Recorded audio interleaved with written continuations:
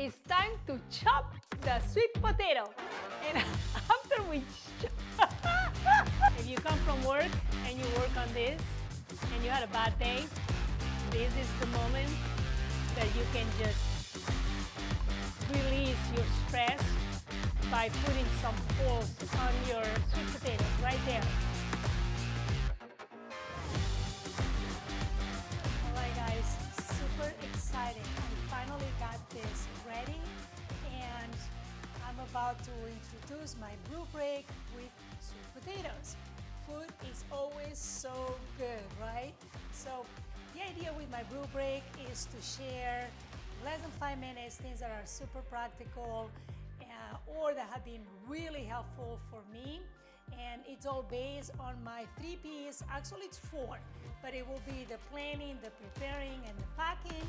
And I'm also sharing about photography. Let's go.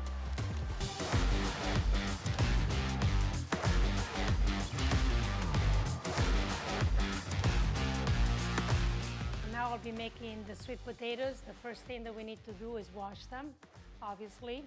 You wash it and then you scrape the little hairs the sweet potato has. Get that out. I use a knife and just put it all in here, make some holes so it's easy to make. So that's what I'm going to do now. I'll use a knife. And now I chop the sweet potatoes. I've done it all with all of this. And last but not least, we are going to add the spices with the olive oil.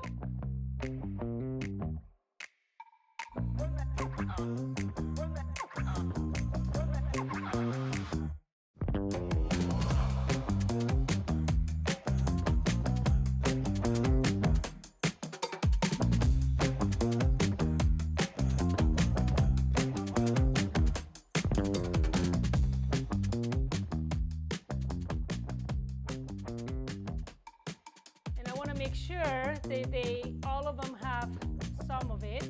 I will make a double batch